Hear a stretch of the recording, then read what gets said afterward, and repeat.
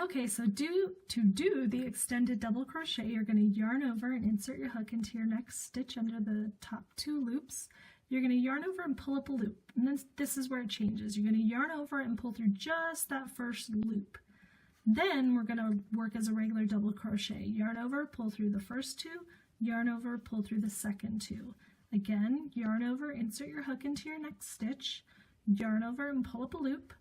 Yarn over, pull through just that first loop. That's what's going to make it extended. Then we're going to yarn over and pull through the first 2, and yarn over and pull through the second 2. So regular speed, it looks something like this. Again, we're going to yarn over, insert our hook, yarn over, pull through the first loop, yarn over, pull through 2 loops, yarn over, pull through the last 2.